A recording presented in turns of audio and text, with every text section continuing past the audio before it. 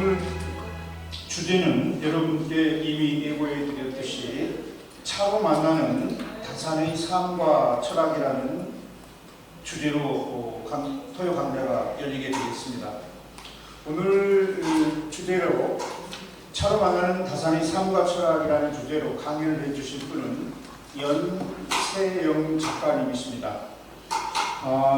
우리 연세영 작가는 중앙대학에서 문학을 공부하셨고, 그리고 거기에 홍익대학교에서 그림 공부를 하셨습니다. 그래서 회화를 홍익대학에서 익히셨고요. 그래서 굉장히 다재다능한 작가로 활동을 하고 계십니다. 첫째는 소설을 주로 쓰셨고, 또 헌암서련에 관련한 시를 또 굉장히 여러 편 쓰셨습니다. 그리고 드라마 쪽에도 또 영화 쪽에도 관심이 많으셔가지고 영화 겨울연가에 직접 작곡을 하셔서 영화를 제작하는데 도움을 주시기도 하셨습니다. 특히 주목받고 있는 소설이 있는데요.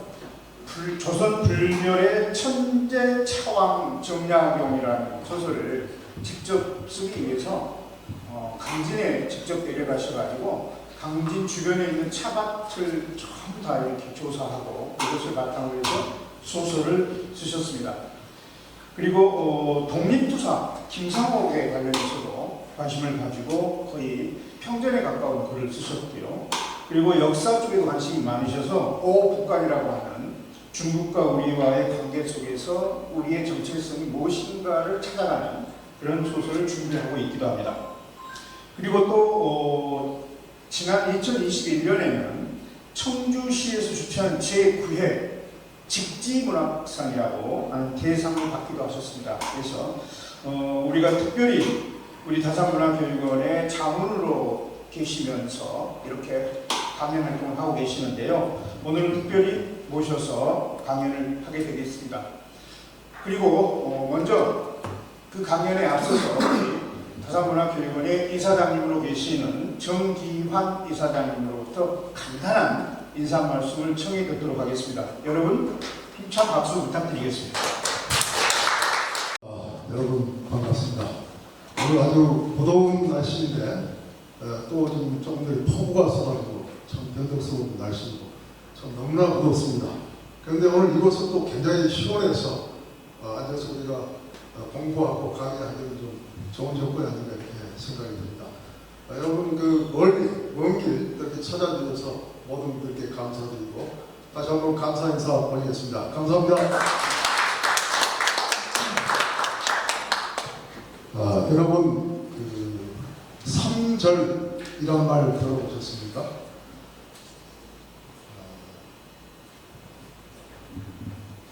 삼절이 무엇일까요? 석삼자의 끊을 절자입니다. 이것은 다 아시겠습니다만은 문화예술의 중심이 되는 시, 서, 화, 시와 글씨와 그리고 그림 이 세 개의 탁월한 능력을 지니고 있는 사람을 삼절이라고 이렇게 표현합니다. 제가 인터넷에 좀 조회해 보니까 조선시대 삼절이라고 이렇게 지칭이 되는 분이 한 10여 분 계시는 것 같습니다. 그런데 그 중에서 다산 선생님과 관련된 두 분을 간단히 좀 설명을 드리겠습니다. 왜냐하면 여러분 또 멀리 오셨는데 뭐라다가 좀 분명하게 확실하게 좀 아시고 가시는 것이 유익하실 것 같아서 한 5분 정도 말씀을 드리겠습니다.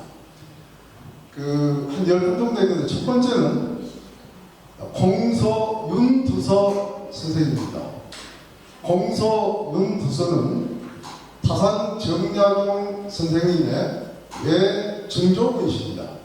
그러니까 다산 선생의 어머니가 공서윤두서의 손녀딸입니다. 그러니까 증손이 되겠죠. 그러니까 공대윤두서 선생, 자기 자화상을 그리신 분으로 유명하죠. 그분의 외증손이 다산 정약용 선생인데 바로 이 공대윤두서가 3절의 아주 대표적인 인물입니다. 이 공대윤두서 선생은 또 윤선도의 증손입니다. 윤선도 선생의 증손이에요. 그러니까 타산 정약용 선생은 윤두서 선생의 8대 외손이 됩니다. 이건 제가 보학에는 좀 많은 좀 전문이 있는데 정확합니다. 타산 정약용 선생은 우리가 그 유명한 고산 윤선도 선생의 8대 외손이다. 이렇게 아시면 되겠습니다. 그리고 또 타산세계가 관련되어서 삼별이라고 또 이렇게 친해지신 분은 추사 김정희 선생입니다. 여러분, 추사 김정희 선생은 1786년생으로 타산 선생의 둘째 아들 정하규 선생과 동갑입니다. 그래서 그러면서 타산 선생의 정신과 또 사상을 좋아해서 흠모하고 타산 선생으로부터 많은 것을 배우고 공부하고자 했습니다.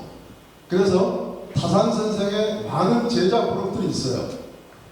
읍에서 처음에 사이제에서 생활하실 때 읍성 재생이라고 해서 6명의 제자들이 있습니다. 그 제자들은 아전 출신들이에요. 그리고 1808년에 이제 타산 초당으로 올라가십니다.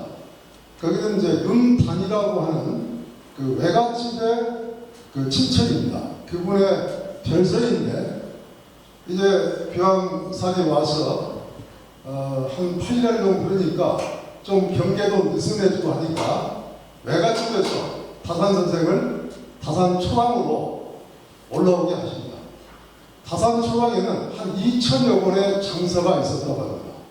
그 윤선도 그 집안이기 때문에 외갓집이 대단한 집안이었거든요. 굉장히 부유했습니다. 또 호남초당에 농토가 많고 굉장히 그 부유한 지금 같은 산업화 시대가 아니기 때문에 그 당시에는 호남 지역이 대단히 부자였습니다. 그래서 임진왜란 때 이순신 장군도 호남이 우리 국가의 보루다 뭐 이렇게 얘기를 하신 적이 있습니다. 그래서 바로 그 윤선도 집안에서 이제 그 타산 초당에서 거시하게 됐는데 타산 초당에서 18제자가 생깁니다. 타산 선생의 18제자는 타산 선생의 18제자는 윤씨 집안의 양반 처제들이 중심이 되었습니다. 그래서 18명의 제자가 있는데 제가 그 18명의 제자를 설명드리는 것이 아니고 바로 추사 김정희 선생은 이 18명의 제자 속에는 들어가지 않지만 초이선사, 그 다성이라고 하는 초이선사가 있죠. 그 다음에 또 아함 회장법사, 여기 타산보다 10살 아닙니다. 그리고 추사 김정희, 이런 분들을 타산 선생의 제자 그룹에 넣기도 합니다. 그런데 바로 이 추사 김정희 선생이 3절입니다. 시서화에 아주 탁월한 능력을 가지고 계셨다고 평하고 있습니다. 그런데 제가 타산의 제자들은 형제도 굉장히 많습니다. 후학들이 얼마나 많은지 지금까지 수천여 편의 논문이 생산되고 있습니다. 타산의 현대 제자들 중에서 제가 한 사람을 더 꼽는다면, 제 주변에 한 사람을 꼽는다면 제가 오늘 이 강사로 나오신 연세영 작가를 꼽고 싶습니다. 아까 우리 사회자께서 잠깐 소개가 있었습니다만 연세영 작가는 시를 5,000편을 썼어요. 제가 놀랐습니다. 타산 선생이 2,500편의 한 시를 쓰셨는데, 그래서 연세영 작가에게 제가 며칠 전에 전화해서 도대체 어떻게 그렇게 많이 썼냐고 그러니까 저한테 카톡으로 보내놨어요. 지난주까지 5,114편의 시를 썼어요. 25년간 썼어요. 한 달에 1년에 200편의 시를 쓰셨더라고요. 시. 그 다음에 글씨를 또 굉장히 잘 써요. 그 서예를 제가 또 하나 저는 한 10년 전부터 아는 참 막연한 동생이고 또 이런 지우인데 글도 잘 씁니다. 그런가 하면 아까 우리 사회자가 설명하신 대로 차왕정야전이라는 소설을 쓰셨어요. 소설 쓰셨습니다. 그리고 중앙대 홍대 미대를 나오셔서 그림을 또 잘 그립니다. 시서화에 능하죠. 여기 한 가지 더 있어요.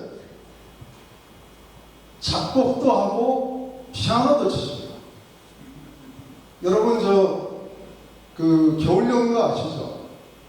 겨울연가 연사마라고 누구죠? 팔레트님 여동생가 아닌데 여자이름 최지우는 생각이 나네요. 아, 배영준. 그 영화의 그 OST가 영화 속에 많이 흘러가는데 그 중에 6개의 곡을 직접 작곡하고 피아노로 연주했습니다. 제가 우리 회원들에게는 그 곡을 어저께 우리 단톡방에 띄워드린 적이 있는데요. 피아노로 직접 연주했습니다. 그래서 오늘 그 강사인 연세영 작가는 3절이 아니라 4절이라고 할 수 있는 그런 다양한 능력을 가지고 계신 분입니다. 오늘 이 훌륭한 연세영 작가를 우리 강사로 모시고 오늘 차로 만나는 타산의 삶과 철학이라는 그런 강의를 듣게 돼서 참으로 영광이고 기쁘게 생각합니다. 그리고 오늘 여러분들도 정말 잘오셨습니다. 아마 시간이 헛되지 않고 유익하실 것이라고 생각이 됩니다. 끝까지 경청하시고 좋은 시간이 되시기를 바람하지 않겠습니다. 감사합니다.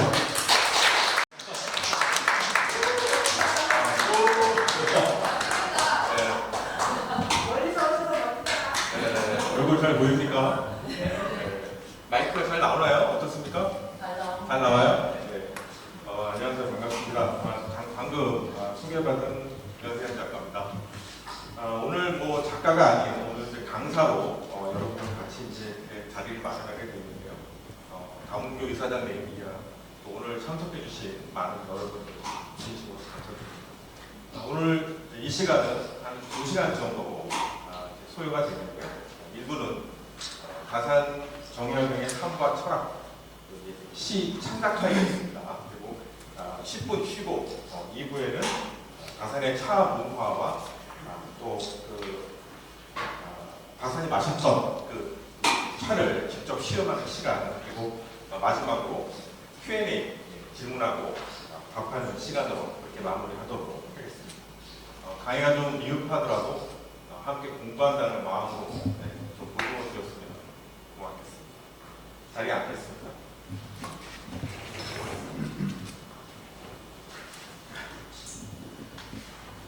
그 역사 소설을 쓰면 그 주변 분들이 조선 시대로 가보지 않았으면서 어떻게 그 역사적인 인물의 그 삶을 알 수가 있느냐, 그런 말씀들을 많이 하세요.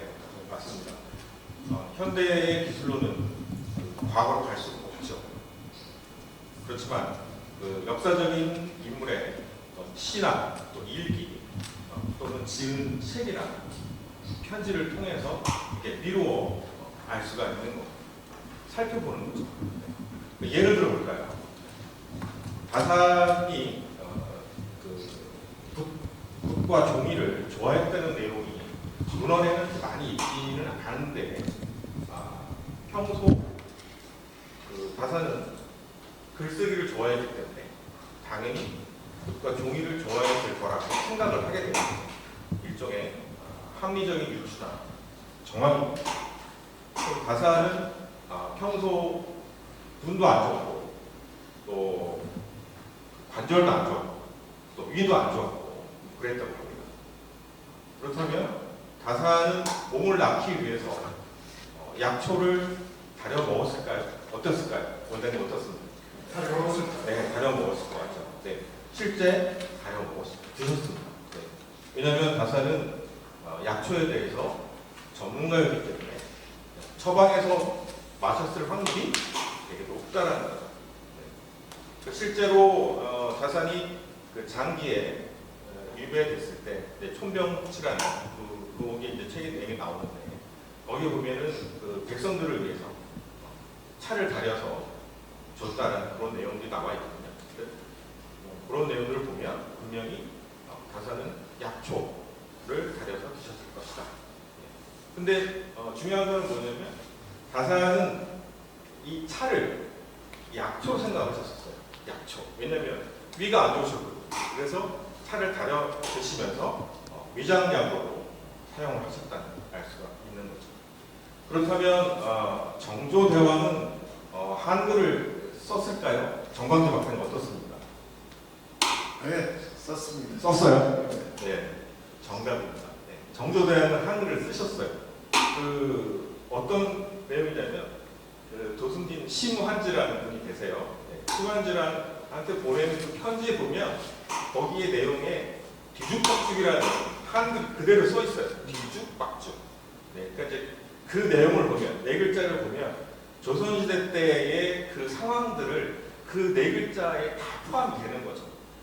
심환지가 누구냐면 정조와 반대파에 해당하는 사람이에요. 그런데도 편지를 주고받았죠. 그러면 다시 돌아와. 정조와 정약용은 어떤 정사에 대한 이야기를 했을까요? 안 했을까요? 당연히 했죠. 네, 당연히 했고, 그렇다면 정약용도 한글을 알고 있었다. 이렇게 얘기가 될 수가 있는 거죠. 최근에 훈민정음 필사본이 발견이 됐는데요. 거기에 보면 다산 정약용의 도장과 표가 찍혀있는 문서가 발견이 됐는데요. 그 내용을 좀 보면 그 훈민정음 같은 경우는 다 한글이잖아요. 그래서 아마 다산 선생도 한글을 충분히 알고 있지 않았을까, 이제 이런 생각을 해보게 됩니다. 이제 다른 각도에서는 다산이 그 한글을 쓰지 않은 거에 대해서 많이 아쉬워하는 분들이 되게 많으세요. 왜냐면 이제 당시 그 업무는 여성들이 많이 썼잖아요. 근데 다산의 부인인 그 홍혜환의 그 글씨를 보면 그 한문을 너무너무 잘 쓰시거든요. 그래서 아마도 언어 소통하는데 큰 문제가 없어서 아마 그냥 한문을 쓰지 않으셨을까, 그런 생각을 해봅니다. 그럼 이제 다산의 삶 속으로 들어가도록 하겠습니다. 정학연도 삼천간이라는 그런 시집을 만들게 되고, 둘째 학교는 여러분 다 아시는 용가원령가, 네, 이거를 만들잖아요. 그래서 아마 참 뛰어난 집안이 아닌가 이런 생각이 듭니다. 그래서 이제 3살부터 8까지 간다고 그런 말이 있듯이 다산은 이제 이때부터 시에 대한 안목이 생깁니다. 여러분 예전에는 시를 어떻게 썼을까요?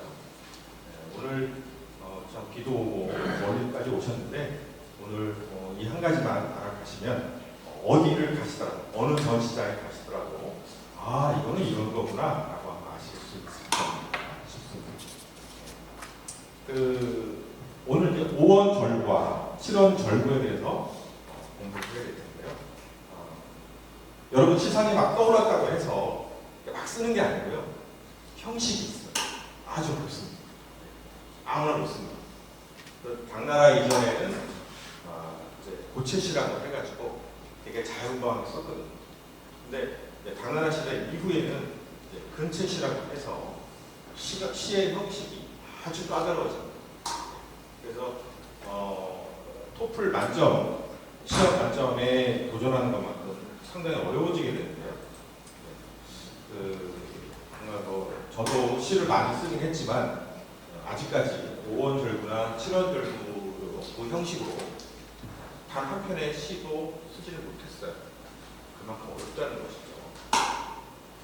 그러면 이제 오늘 여러분 오셨으니까 5원 절구와 7원 절구에 대해서 말씀을 드리도록 할게요. 제가 좀 미리 준비를 했어요. 자, 왼쪽에 있는 이게 5원 절구. 이렇게 사행을 5원 절구라고 합니다. 그 다음에 불 다 켜주시면 됩니다. 네. 네네네. 네. 첫 행서부터 8회까지를 5번 율시라고 합니다. 네. 이건 아시겠죠? 그 다음에 7원 절구. 4회까지를 7원 절구라고 하고요. 또 1행서부터 8행까지를 7원 율시라 한다. 네, 이렇게. 그러면 이제 그 어떤 서예전이나 아니면은 이렇게 작품 같은 거 보실 때 내용을 보면 이렇게 다섯에서 이런 형태가 나오면 아 이건 5원절구, 5원 율시구나. 아 이렇게 됐을 때는 7원 절구, 7원 율시구나. 이렇게 외우시면 금방 아시지 않을까 싶어요. 근데 이제 여기서 문제가 뭐냐면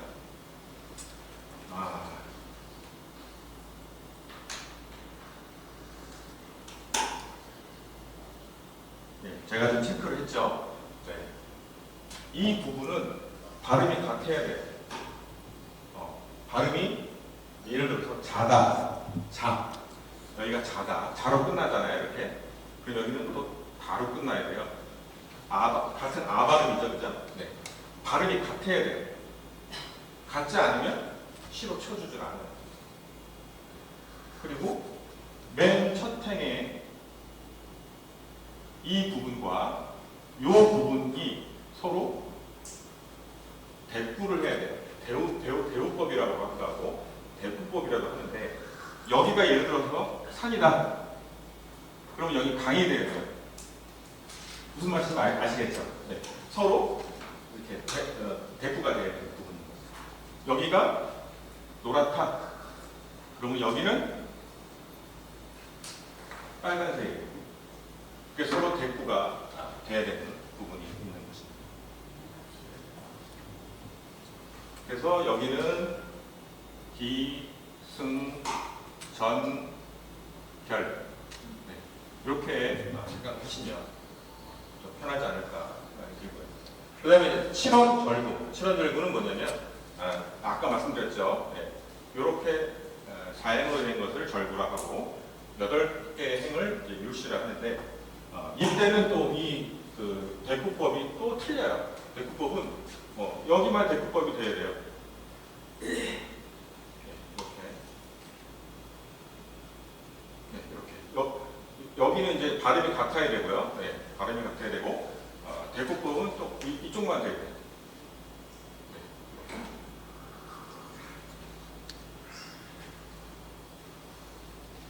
그래서 이제 마음대로 시를 쓰는 게 아니고 여기에 맞춰서 이제 시를 져야 되는데 이거는 그냥 말 그대로 형식이고요. 형식이 이럴 뿐이다 생각하는 거고 이제 여기에 따른 컨텐츠, 여기에 대한 시는 또 다른 거죠. 근데 이런 것들을 다 맞춰가면서 시를 쓴다는 게 너무 어렵잖아요. 그죠? 네. 근데 다산 선생님은 이렇게 시를 맞추셔가지고 무려 2,400편을 쓰셨어요. 그러니까 얼마나 대단하세요. 박수 한번 나와야 됩니다.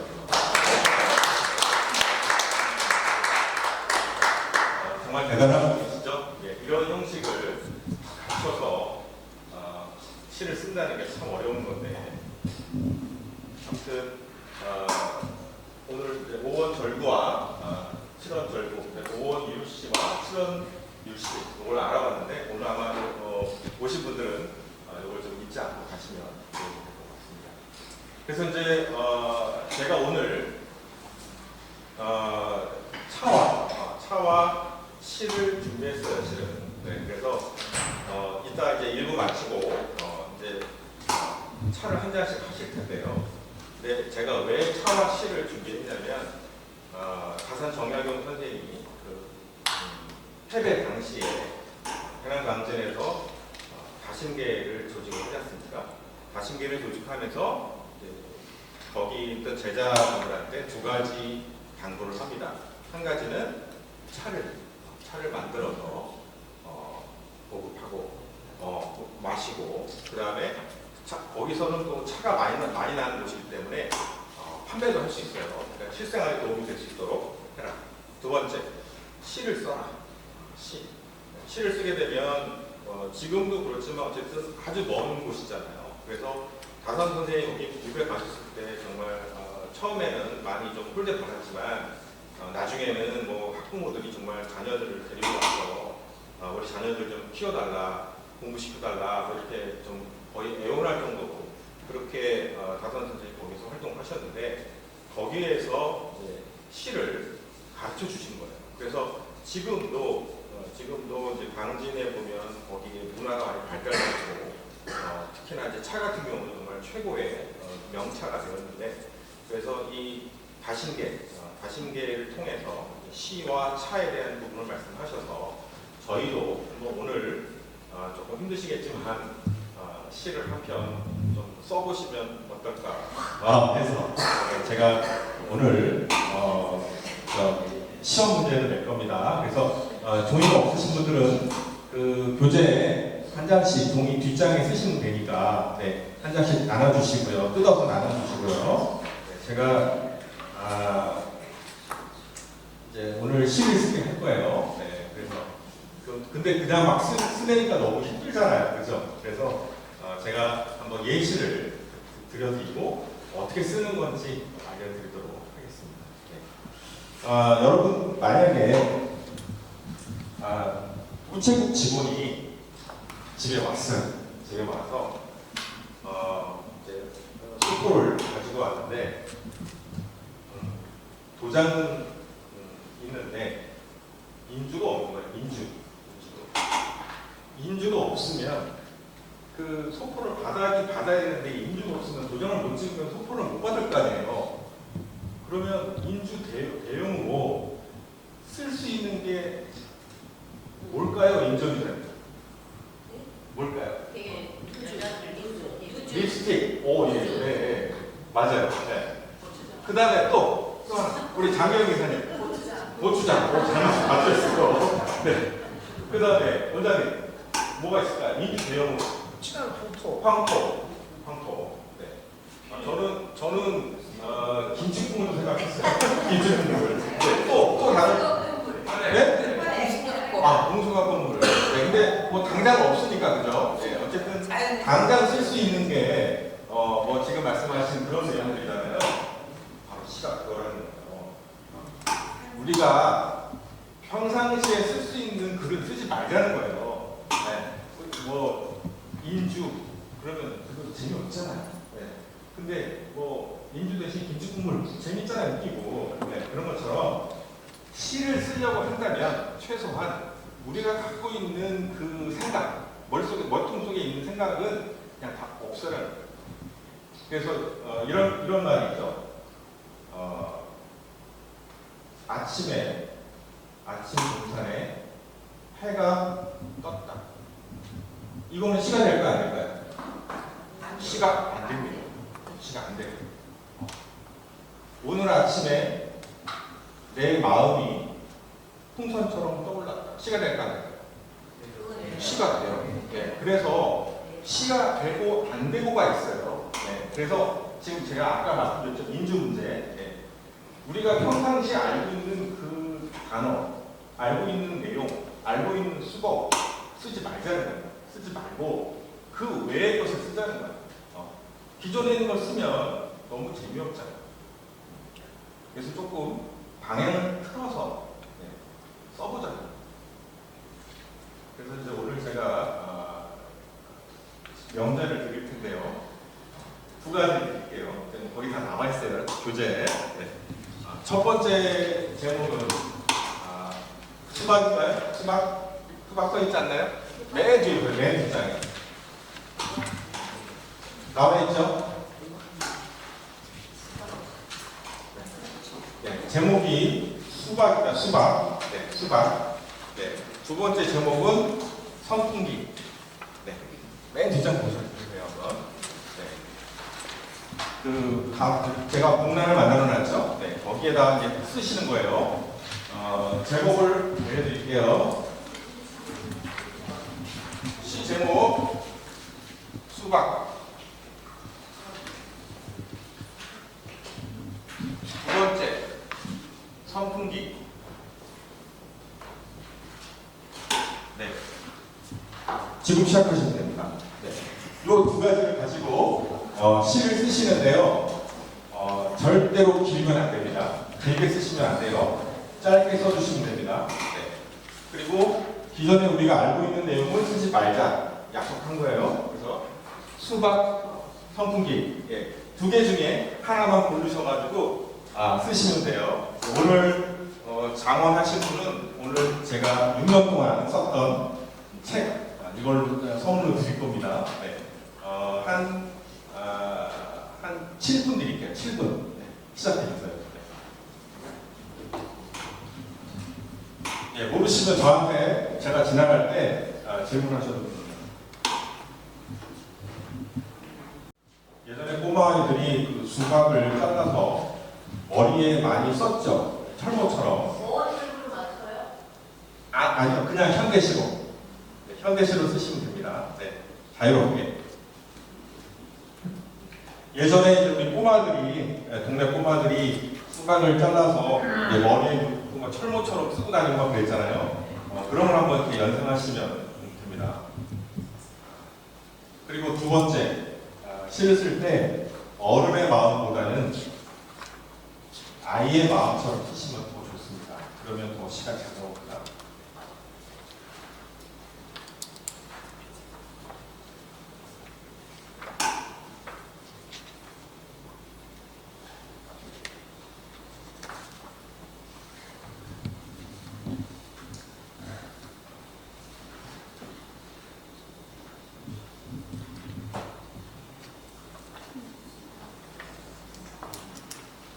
선풍기는 우리 인간에게 상당히 이롭고 더울 때 많이 도움을 주죠. 그래서 자기의 몸을 다 써가면서 정말 일생 동안 사람, 인류를 위해서 시원한 바람을 제공하죠. 선풍기죠.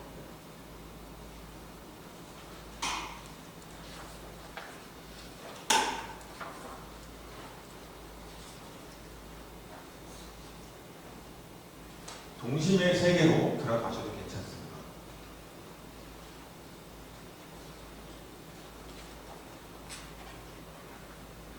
저는 수박을 보면 그 번개가 떠오르더라고요. 번쩍하는 번개가 그 수박 안에 있잖아요. 그래서 번개 치는 모습 보기도 하고, 네, 그렇습니다. 오늘 참고로 저희 그 임원님들에게는 선물을 안 드리고 오늘 처음 오시거나 볼펜들이 없어요. 볼펜이 없습니까? 네. 아니면 핸드폰, 자기 핸드폰에 문자를 쓰셔도 돼요. 자기 그 핸드폰에 문자를 쓰셔도 돼요.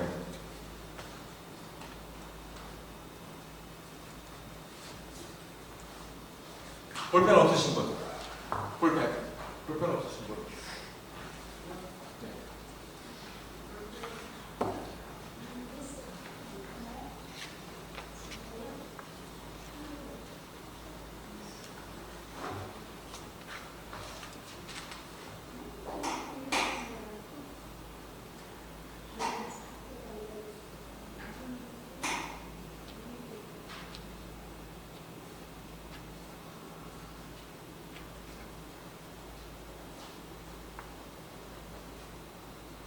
장마라는 제목도 있었네요. 네. 장마 같은 것도 쓰셔도 됩니다. 네.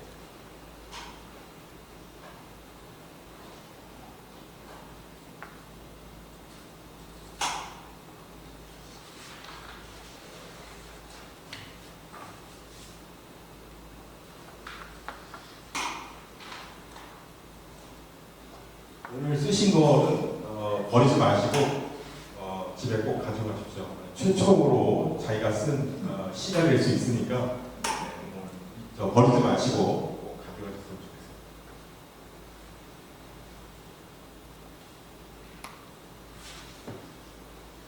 가능하면 시를 길게 쓰지 마시고요. 짧게 써주세요. 짧게.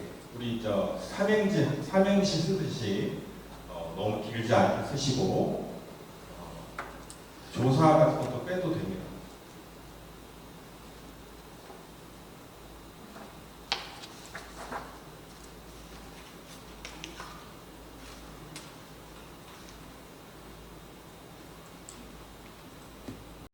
거의 한 1분 정도 더 드릴게요. 저는 그냥 이렇게 썼어요. 저도 오늘 와서 쓰는 시입니다. 네, 수박, 연세요. 하늘에서 번개를 때리시네. 정신 차리자. 내 안에 게으른 씨. 네, 이런 내용입니다. 간단하죠? 네, 길지 않죠? 네. 이렇게 간단하게 쓰시면 됩니다. 저도 여기 오늘 와서 이 시합을 먼저 갑니다.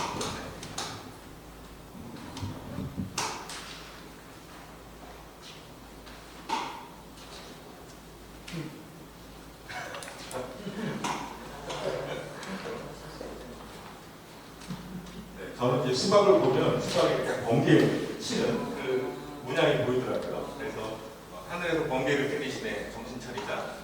내 안에 배를 치. 선생님한테 다들 제가 반대로 드리고 싶어요. 네. 홍보대 때는 수박이 없었는데 자기 수박이라는 사설이 없었습니다. 아, 예. 네. 우리 홍보전 때는 수박이 없었는가? 박이 수박이라면 사설이 됐을까? 박수 한번 주시죠. 네. 정말 잘 쓰셨어요. 정말 잘 쓰셨어요. 이렇게 시에는 아까 제가 이 얘기를 많이 왜 드리냐면 시에는 약간 운율이 있어야 돼요. 네, 운율. 네. 시에는 운율이 있어야 되고 간단하게 써야 되고 네. 자수가 맞으면 너무너무 좋아요. 네, 자수, 글자. 네. 네, 오늘 너무너무 잘 쓰셨어요. 네. 또 다른 문제 읽어드릴까요? 네, 우리 원장님이 읽겠습니다. 한번 읽어보시죠. 이렇게 하셨어요. 네. 너는 땅과 바람이 빚은 최고의 구주수. 너는 하늘 무더위에 우리의 목마름을 달래주는 물통. 너는 하나님이 주신 최고의 선물.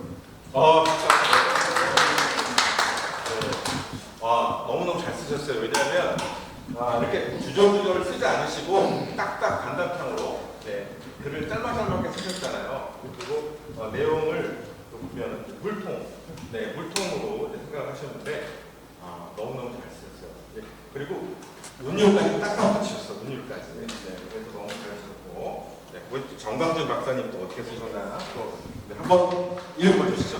네.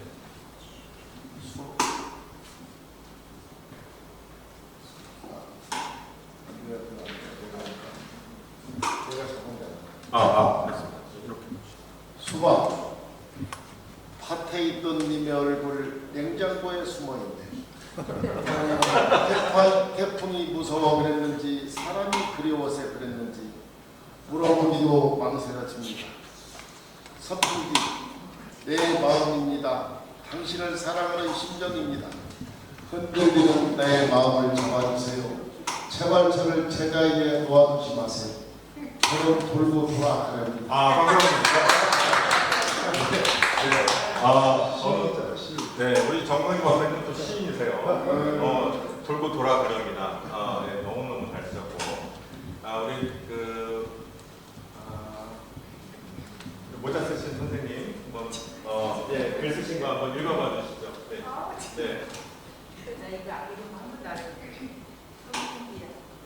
네, 그냥 쓰시면 됩니다.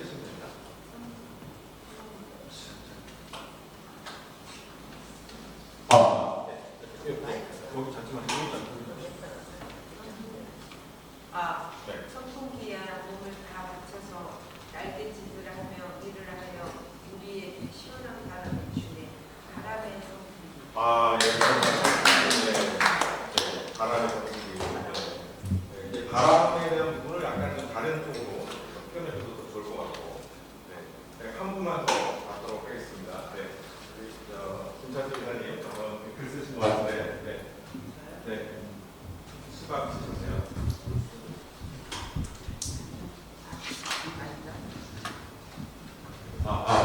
네. 수박, 20개 그려진 선지, 얼굴이 내 마음, 빨간 볼에 점 하나, 그리움, 하얀 그리움, 하얀 마음. 네, 박수 한번 네. 오늘 너무너무 잘 제가 마이크가 좀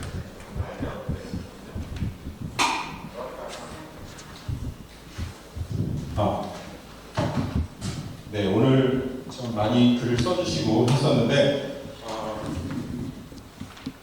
네, 시를 여러분 뭐 간단하지만 한번 그 글을 써봤는데요. 정말 어렵죠, 그죠? 네, 리듬도 맞춰야 되고, 네, 또 시상도 또 떠올라야 되고, 네, 글이 너무 또 길으면 또 안 되고, 네, 이런 것들을 우리 다산 선생님은 참 대단하신 거죠. 이런 것들을 2,400편이나 쓰셨으니까. 네. 그래서 오늘 뭐 장원이라도 그렇게 하지만, 네, 오늘 시를 많이 써주시고 감사해서 네, 선물을 하나 오늘 드리도록 할게요. 오늘 저희들한테 감동을 주셨던 네, 선생님께서 드리겠습니다.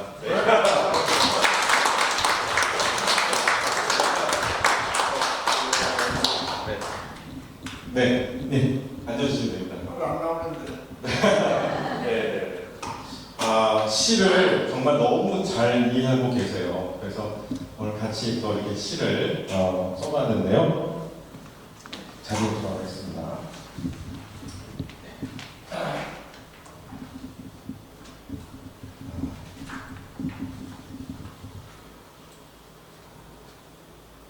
네, 그렇게 해서 저희가 지금 이제 좀 시간이 조금 흘렀기 때문에 조금 지루하기도 하고, 근데 잠깐만 좀 더 얘기하고, 네, 그 다음에 이제 차를 마시는 시간을 갖도록 할게요. 한 10분만 더 얘기할게요. 그래서 이제 22살에 이제 다산이 진사에 합격을 합니다. 그래서 이제 성균관에 들어가죠. 그래서 28세 문과에 이제 급제를 하고, 네, 2등으로 이제 급제를 하게 되는데 실제로 1등이 맞아요. 왜냐하면 1등 했던 분이 부정이 발견이 돼서 합격이 취소가 됩니다. 그래서 결과적으로는 다산이 1등이다. 네, 이렇게 생각하시면 되고요. 저번에 지지난 시간에 6년간의 그 공백기가 있어요. 다산이. 그래서 이제 그때 우리 장대영 이사님께서 이제 6년 동안의 기간이 왜 이렇게 비어 있느냐 그 말씀을 하셨던 것 같은데, 이제 그 얘기를 잠깐 말씀을 드리면 그 기간에 이제 과거 공부보다는 다산이 그 서학 연구회와 그다음에 성경 공부를 하게 됩니다. 그래서 이때 이제 이벽을 만나게 되고, 이벽이 이제 큰형 부인의 남동생이죠. 그래서 그 서양 문문에 대한 그 호기심이 이제 학문으로 발전하게 되는 그런 계기를 만나게 되는데, 약간씩 그 차이는 있어요. 이게 왜냐면 그 당시 조선시대 때는 음력을 쓰고 요즘은 저희가 양력을 쓰잖아요. 그래서 약간씩 그 시간의 오차는 있습니다. 네, 그러니까 이해하시고. 그래서 이제 1783년도에 진사 합격을 하고, 그 다음에 이제 23살 때 명례방 사건이라는 이제 그 사건이 터지게 됩니다. 그때 이제 주변에 있는 친구들과 같이 이제 성경 공부를 하다가 발각이 돼서 다 체포가 되는데, 다산 정약용 선생은 훈방 조치가 됩니다. 네, 23살 때 이야기예요. 20대. 그다음에 25살 때는 또 반일 사건이라고 해서 그때도 천주교 공부하다가 또 발각됩니다. 그때 또 훈방 조치가 돼요. 네. 그리고 여러분 다 아시는 이제 진선 사건, 그때가 이제 20대 말 정도 되는데 28살 정도 되는데 그 윤지충 사건 아시죠? 네. 그래서 이제 그 제사를 지내지 않으면은 안 하겠다 하면서 이제 벌어진 사건인데, 거기에 이제 다산 선생도 연루가 되죠. 네. 그래서 이제 팽개로 유배가 되고, 하지만 10일 만에 다산 선생이 다시 또 풀려나요. 그러니까 이걸 보면 정조 대왕이 다산을 얼만큼 사랑했는지가 알 수 있는 그런 대목인 거죠. 네. 그래서 이제 어쨌든 그 6년 동안의 그 기간을 이제 보내게 되고, 그 다음에 이제 26살에 이제 문과 급제해서 이제 관직 생활을 하게 되는데, 다산 선생의 그 관직 응용 생활 중에 이뤄낸 업적 두 가지가 있어요. 두 가지가 있는데, 두 가지가 뭘까요? 여기 도희명 교수님, 다산 선생의 두 가지 업적이 있어요. 네. 네, 배 무슨 다리 뭐 이런 게 있고요. 수원 무슨 성이 있어요. 뭘까요? 네, 두 가지 말씀드릴게요. 다산 선생이 관직에 등용해서 가장 두드러진 업적 두 가지가 있는데 그게 뭐냐면 배다리 공사와 그다음에 수원성 축조예요. 그래서 저번에 저희가 사석에서 우리 원장님하고 얘기를 나눴지만 여러분 배다리 공사가 뭘까요? 배다리 공사가 뭘까요? 배다리 공사가 뭐냐면 왕이 제가 알기로는 이제 용산에서 한 노량진 정도 그 정도인 것 같아요. 거기가 그 배다리를 공사를 하게 되는데 그 배를 강에 쭉 나열을 해가지고 왕이 건너게 하는 거예요. 행차를 한다는 거예요. 근데 그 당시에 왕이 죽으면 그 나라가 망할 정도로 왕에 대한 위협이 대단했거든. 근데 그 배다리 공사를 다산한테 맡긴 거예요. 대단하잖아요. 다산을 얼만큼 신뢰를 했으면 자기 목숨, 왜냐면 왕도 그 일반 다리가 아니잖아요. 피렁거리는 배잖아요. 배니까 거기서 잘못되면 왕도 죽는 거예요. 근데 배다리 공사를 다산에게 맡긴 거예요. 대단하잖아요. 그래서 이제 그 배다리 공사를 맡겼다는 것은 정조에 대한 정조가 다산에 대한 신뢰도도 높았지만 무엇보다도 다산은 이미 그때 수학과 과학, 기하 이런 걸 알고 있었다는 거예요. 왜냐하면 그냥 뚝딱 만들어서 되는 게 아니거든요. 이거를 고정을 시켜야 되고 강과 강 사이를 연결해서 다리를 만드는데 교량 역할하는 배를 연결하는데 수학적 지식이 없으면 만들 수가 없거든요. 근데 그 일종의 이제 건축도 마찬가지겠죠. 근데 어떤 걸 시키려면 어떤 사람한테 일을 시키려면은 그 감독이 뭔가 알아야 되잖아요. 근데 이미 알고 있었어요. 두 번째는 수원성 축조잖아요. 수원성 축조는 여러분 너무너무 잘 아시니까.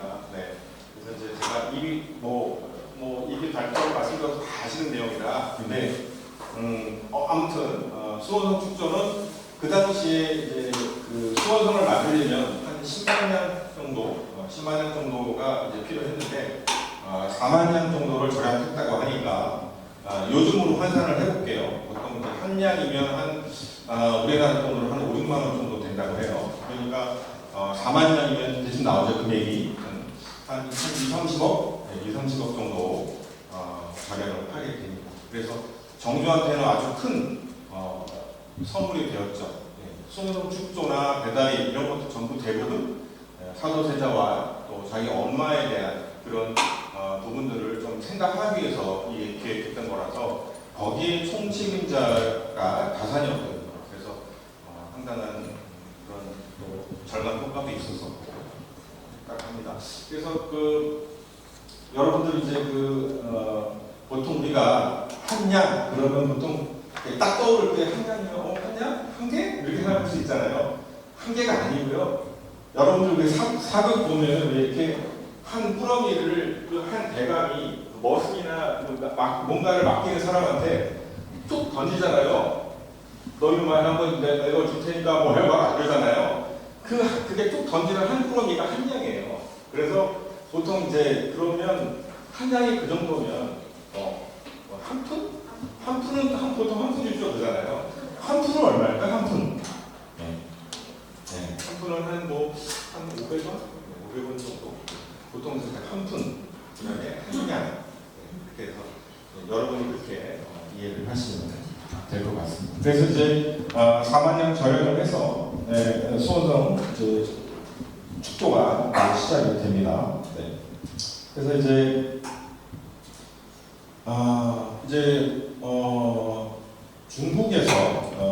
중국의 이제 기기 도서리라든가 여러 가지 자료들을 다산이 많이 이제 갖고 와서 수원성 축조를 하게 되는데 그렇다면 다산 정약용 선생은 중국에 다녀왔을까요? 원장님 어떻습니까? 중국에 다녀오지는 않았죠. 네, 다녀오지 않았습니다. 네, 다녀오지 않았지만 저는 이런 생각을 해봤어요. 네. 그 이제 다산 선생이 그 절친 중에 아주 친한 친구 중에 한치은이라는 친구가 있는데 그 친구가 중국에 가게 됩니다. 가게 되는데 조금 부러운 마음도 있고 그리고 조금 뭐 중국에 간다고 해서 큰 뭐 일이 있겠느냐 뭐 이렇게 글을 쓰는 내용도 있어요. 편지 내용에. 그리고 이제 다산과 가장 좀 친숙했던 친하게 지냈던 또 이승훈 같은 경우도 중국에 가게 되거든요.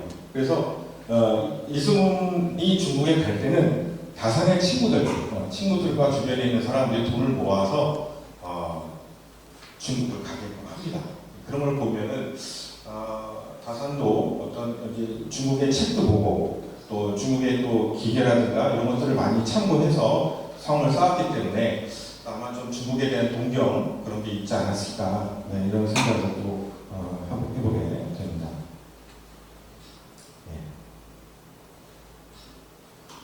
네. 그래서 이제 33살이 되면서 이제 다산이 이제 암행어사 활동을 하게 되는데요. 이제 그거는 여러분 다 아시니까 넘어가도록 하고 이제 그 암행어사를 하게 되면서 좀 요즘 이제 보면 드라마를 보면 암행어사의 어떤 활약상 뭐 이런 것들도 많이 나오게 되는데 저는 다른 걸 봤었어요. 어떤 거냐면 그 애절량이라는 그 시가 나오거든요.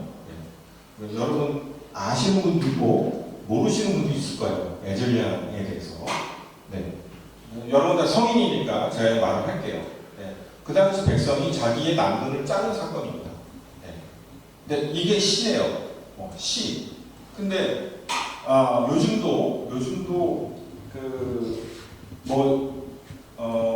한 10년, 20년에 뭐 연극이라든지 이런 데서 뭐 버자이너 모놀로그라든가 뭐 여러 가지 그 패션쇼, 뭐 올루드의 패션쇼라든가 이런 게 있긴 있었어요. 그렇지만 조선시대 때 남자의 그 음부에 대해서 그걸 시로 적은 사람은 아마 제가 지금 시를 하고 있지만 정말 흔치 않습니다. 그런 걸 주제로 해서 글을 쓰거나 발표하거나 한 사람들은 정말 흔치 않거든요. 근데 이미 다산 정약용 선생은 그 남근에 대한 것들을 시로 적어서 백성들의 어떤 힘듦과 또 세금 포탈과 이런 것들을 알렸어요.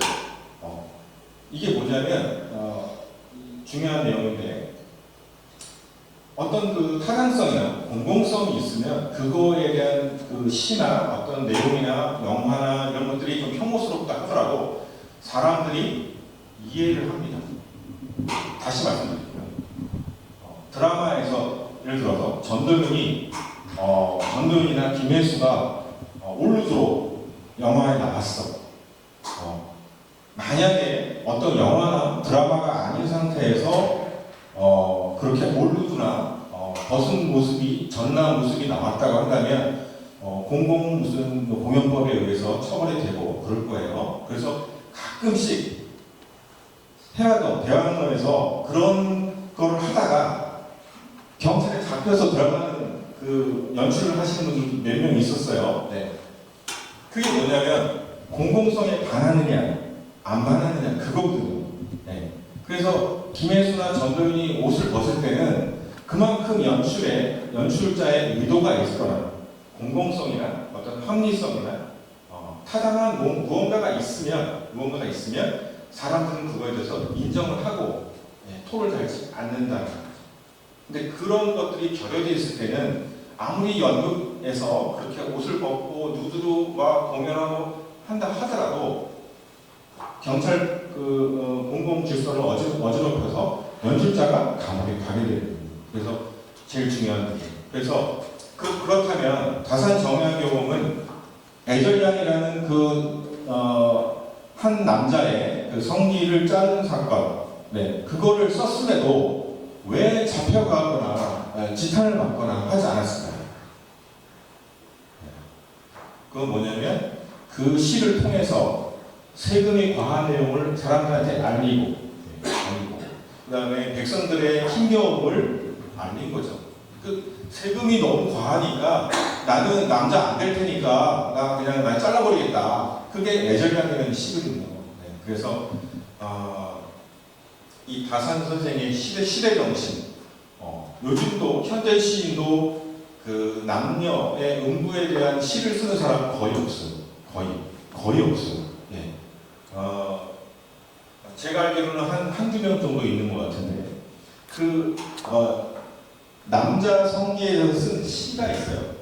근데 사람들은 그 시에 대해서 아무도 토를 달지 않았어요. 혐오스럽거나, 뭐 괴상망측하다거나 이러지 않았어요. 왜 그랬을까요? 그 시 내용을 보면 이래요. 병든 엄마가 있어요, 병원에. 오늘 내일 하세요. 오늘 내일 돌아가셔.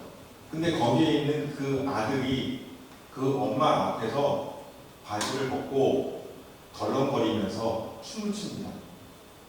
엄마 웃으라고. 엄마 좀 웃으라고. 그러면서 거기에서 춤을 춰요. 병원에서. 그 엄마가 그걸 보고, 아휴, 저렇게 철없는 놈이 엄마 웃기려고, 저렇게 옷을 다 아랫도리 벗고 춤을 추는구나. 이런 시예요. 그래서 사람들이 거기 이 시에 남궁 이야기가 나오고 성기 얘기가 나와도 거기에 대해서 아무도 거론하지 않고 오히려 박수를 친다는 거죠. 그래서 저는 이제 다산 선생의 가장 위대한 시 중에 저는 하나를 꼽자면 저는 애절량을 꼽습니다. 그래서 여러분 한번 기회 될 때 이걸 다시 한번 읽어보시면 그 당시에 조선시대 때 백성들의 고단한 삶 이런 것들을 아마 조금 더 잘 보지 않으실까 생각이 들고요. 오늘 조금 길어져서 10분 동안 쉬시는데요. 우리 박순애 대표님 그 차 준비되셨습니까? 네. 예. 네. 요거 1부 마치고요. 네. 한 10분 쉬는데 뒤에 그 다산 선생님이 직접 마셨던 차가 준비되어 있습니다. 시원하게 준비되어 있으니까 그거 꼭 한 잔씩 드시고 10분 뒤에 다시 이 자리에 오시면 될 것 같습니다. 네, 1부 마치겠습니다. 네, 지금 이제 여러분 드신 차가요, 어떤 거냐면,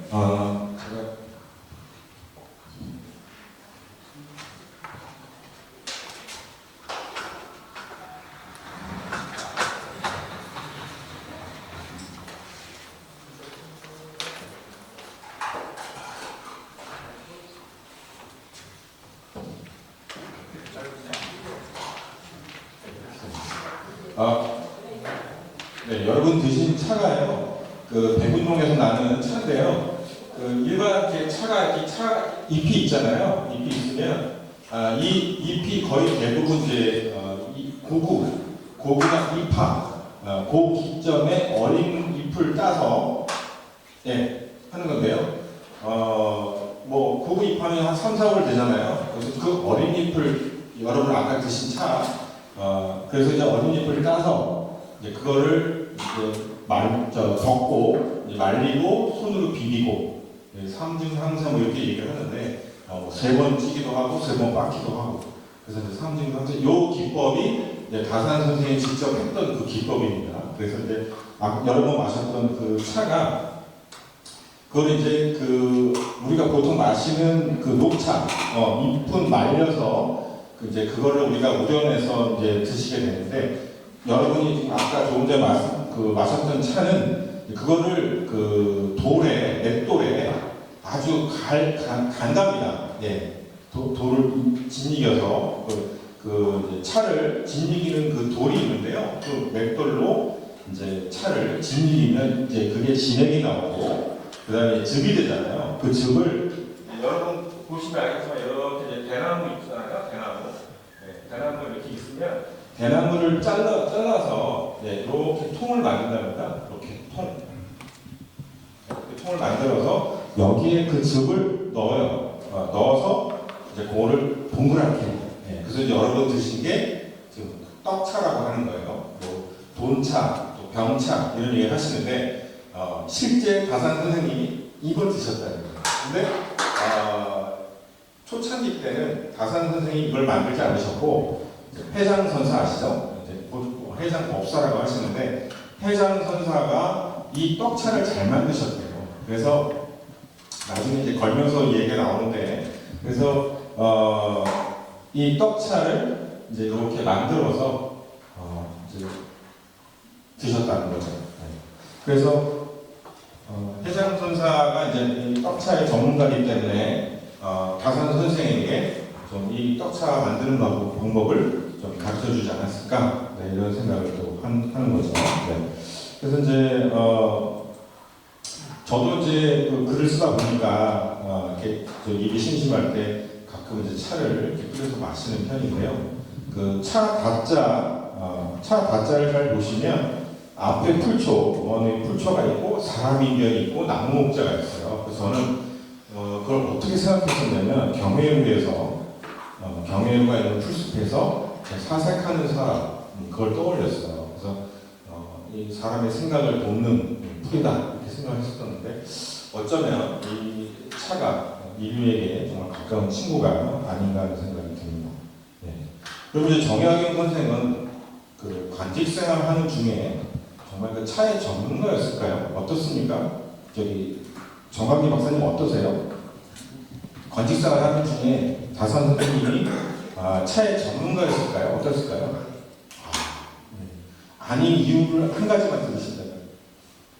원래 공부를 하다 보니까 차 마실 시간이 없었어요. 아니, 좋은 말씀 주세요. 박수 한번 주세요. 네. 좋은 말씀 하셨어요. 왜냐하면, 여러분 그 교재에 보면 그 자찬 묘지명 거기 내용이 나오는데요. 어떤 내용인지 제가 읽어드릴게요. 임금의 총애를 한 몸에 안고는 궁궐의 가장 은밀한 곳에서 모셨으니 정말로 임금의 복심이 되어 아침 저녁으로 지극정성 가까이 섬겼다. 이렇게 얘기가 나오거든요. 이제 또 하나가 있어요. 또 하나 내용이 있는데 상감께서는 루피를 통해 삼중 소주를 가득 부어 마시라 했다. 오늘 죽었구나 하며 술을 마셨는데 취하지 아니했다. 여유당 전서에 있는 내용입니다. 제가 그 옛날 청와대 그 모 대변인은 그 하루 일과가 오전 5시부터 시작된다고 해요. 5시. 그러니까 5시면 한 4시쯤 일어날 거 아니에요, 그죠? 네. 이제 대통령이 이제 한 오전, 지금 대통령 말고요. 네. 어쨌든 그 전 대통령께서는 이제 오전 6시에 출근을 하셨는데, 정조 역시도 이렇게 근면하고 공부하기 좋아하는 학과였기 때문에, 그 퇴근 후에, 학급하긴 했지만 퇴근 후에도 이렇게 아끼는 신하들을 불러서 술자리를 자주 가지셨다고 해요. 신하들은 늘 대기 상태인 거죠. 그래서 다산이 차를 마시고 다리고 이렇게 삼중삼세해서 잎을 따가지고 그거는 쉽지 않았을 거다. 유유자적하는 시간이 많지 않았을 것이다 라고 추측을 하는 거죠. 한마디로 개인 시간이 별로 없었다는 거죠. 그런데 작가적인 시점에서 봤을 때는 아까도 제가 잠깐 언급을 했는데 40대 초반에 다산이 차에 대해서 주목하기 시작한 게 저는 그 1801년 그 장기 유배돼서 한 7개월 동안 있게 되는데 거기에 보면 그 백성을 위한 의서를 하나 찍게 돼요. 촌병옥시라는 책인데 거기에서 그 약초를 다려먹는 방법을 쓰게 되거든요. 그래서 차를 약으로 생각했던 것인 것 같은데 이때부터 그 차에 대한 관심을 본격적으로 갖게 되지 않았을까. 실제 다산 선생은 차를 그 약으로 생각하셨거든요. 그래서 이제 또 한 가지는 그래서 다산의 형인 그 정약전 같은 경우는 자산 어보를 쓰기까지는 그 성소년 그 창대라는 그 성소년의 조언이 있었거든요. 그래서 다산도 강진에서는 그 차 전문가의 조언을 받지 않았을까 그런 생각을 하게 되고요. 그 첫 번째 저의 시각 중에 한 조력자를 저는 이제 해장선사로 보고 있다는 거죠. 그래서 어쨌든 그뭐 다산과 뭐 해상과 해작과의 조언은 다 아시니까 넘어가고 그 당시에 이제 차에 그 다성이라고 하는 초이는 그 당시 되게 어렸어요. 어렸기 때문에 해장이 본차를 만들고 그 다음에 다산 정영용 선생한테 좀 가르쳐주고 그 다음에 다산 정영용 선생은 초이한테 차 만드는 방법을 가르쳐주지 않았을까 이런 생각을 한번 제가 해보게 됐습니다.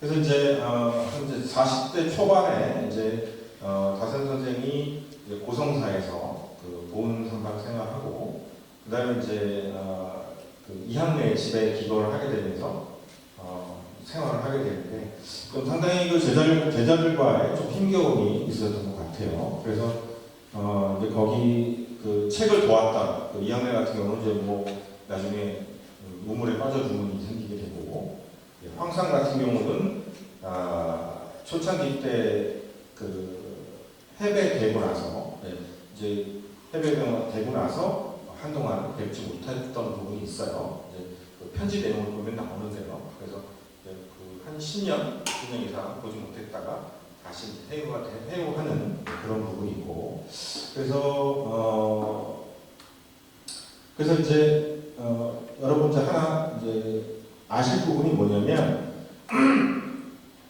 다산이라는 호가 1808년 그때 이제 그 지어지게 되는데 이제 요거는 그냥 상식 같은 이야기예요. 1808년 이전에 다산의 작품, 다산이라는 이름이 적혀 있는 작품은 전부 위작입니다. 그게 왜냐하면 1808년 그 시절부터 다산이라는 호를 썼거든요. 그러니까 그 이전에는 다산이라는 호를 쓰지 않았기 때문에 작품에 다산이라는 작품이 있다. 그거는 위작입니다. 그거 아시면 될 것 같고요. 그래서 이제 본인이 스스로 다산이라는 거를 썼는지 아니면 해장이 이름을 지어줬는지 그건 잘 모르겠어요. 저도. 근데 어쨌든 다산이 해장 선생에게 아암이라는 호를 지어주잖아요. 그래서 아마도 이제 제 추측으로 작가적 추측으로는 돌아가시기 한 3년 전에 좀 하나 호를 지어주시지 않았을까 뭐 그런 추측도 해보는데 정확한 내용은 아닙니다. 그래서 그거는 그냥 참고만 하시고 그래서 이제 18명의 제자를 이제 배출하게 되는데 실제로 아까 우리 이사장님 말씀하셨던 것처럼 몇 명의 제자 18명 제자 중에 이름이 없는 분이 계세요. 그래서 뭐 황상이라든가 이항래라든가 이시원이라든가 초이라든가 이제 이런 분들은 빠져 있는데 그 부류는 다른 부류의 제자로 속했다 이렇게 이해하시면 되고 이제 여기 그 제자 중에 이시헌이라는 분이 있어요.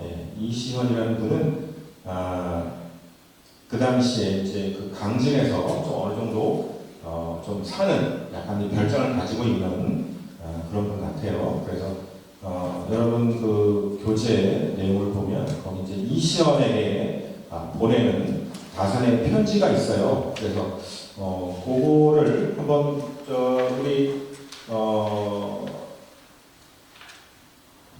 윤혜경님 계시나요? 네. 네, 뒤에 이시헌에게 보내는 다산의 편지 보이나요? 있나요? 교재 중에 맨 뒤에 혹시 있나요? 네 번째 있나요? 네, 있습니다.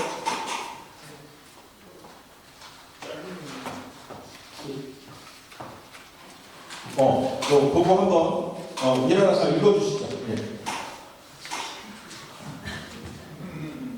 이시연에게 보낸 다산의 편지. 지난번에 보낸 조사와 편지를 잘 배척했네. 금년 들어 병으로 실증 위장병이 심해져 간약한 몸뚱이를 지탱하는 것은 오로지 떡차 먹고일세. 이제 공부 때가 되었으니 다시금 이어서 보내주지 마라.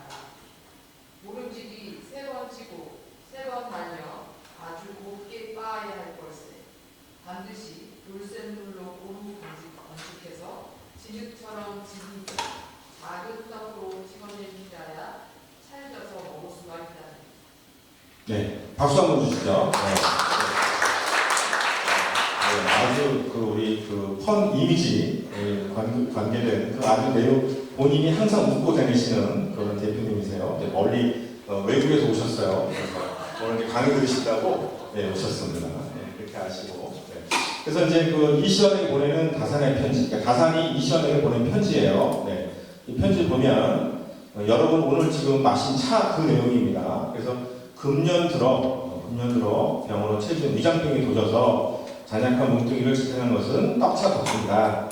이제 보고 때가 돼서 한 3, 4월이 돼서 다시금 이거를 이어서 보내주기 바란다.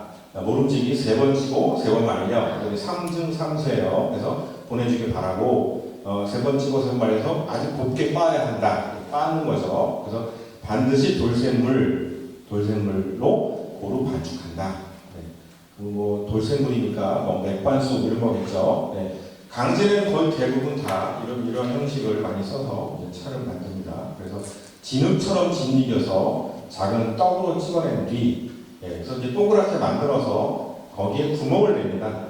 구멍을 내서 명주실에다가 실을 빼서 이제 바람에 말려요. 말리면 발효 차가 되는 거예요. 떡차가 되는데 처음에는 되게 커요. 근데 말르면서 되게 작아지거든요. 작아져서 그게 양으로 따지면 얼마 안 돼요. 그게 뭐 한 소쿠리 된다 하더라도 실제 병차로 만들면 얼마 안 돼요. 그래서 그거 뭐 몇 개, 막 몇십만 원 그런 경우도 있어요. 그래서 어쨌든 오늘 이제 마신 차가 저도 아까 그 이사님 잠깐 맛을 들었는데 이사님 맛이 어떻습니까? 보시니까 어떻습니까? 아주 기가 막힙니다. 네, 맛이 이렇게 쓴 맛이 안 나고 아주 구수하고 아주 몸놀림이 되게 좋고 편안하게 마실 수 있었거든요. 그래서 저도 오늘 이거 준비한다고 어저께 정말 새벽같이 다리고 그 다산 선생처럼 3번 끓여갖고 식힌 다음에 다시 또 끓이고 했었거든요. 그래서 저에게도 박수 한번 주시면 안 되겠어요?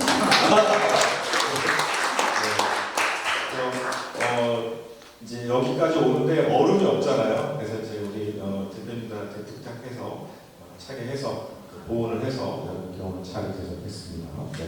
그래서 이제 그래서 이제 이시연이라는 분은 이제 다시 이금이라는 사람한테 이 차를 전수하고요.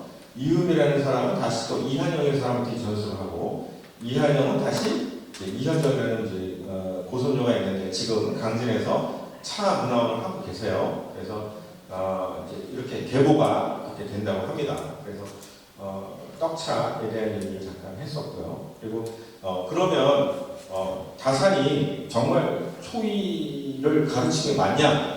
이렇게 물으시는 분이 계세요. 진짜 맞습니다. 그 초이는 우리나라의 다성이에요. 최고의 차 전문가죠. 근데 이 전문가를 가르친 분이 다산 정약용입니다. 여기 보면 대명사 주지 범의 가감에 의하면 초이는 다산에게 유서와 차를 배웠다 이렇게 정확하게 기록되어 있습니다. 범에는 그 초이의 그 동시대 친구입니다. 승려입니다. 그래서 거짓말할 일은 없겠죠. 그래서 어쨌든 제도법이 있고 그래서 이제 오늘의 주제가 나옵니다. 오늘 제가 아까도 초미에 말씀드렸던 것처럼 시와 차 두 가지 제가 말씀드렸는데 그 해양 강진에서 이제 해배 당시에 다산 정약용이 제자들에게 두 가지를 당부를 합니다. 하나는 시를 쓸 것. 오늘 저희 다 시 썼잖아요, 그죠? 그 다음에 차를 잘 다려서 몸을 보호하고 또 실생활에 도움이 될 것. 두 가지입니다. 그래서 오늘 이제 그 다신계에 대한 다신계절목이라는 그 내용이 있는데 요거는 우리 도희명 교수님 읽어주시면 안 될까요? 네. 또 저기 교재에 나와 있습니다. 다신계절목. 네. 귀하다는 사람은 힘이 있기 때문에 만약 떼지와 모여 수를 떼지다가 수 있는다면 금수의 짓이다. 우리들 연합한 사람은 1908년 봄부터 오늘 이후까지 성이나 동생처럼 모여 글 공부를 하였다.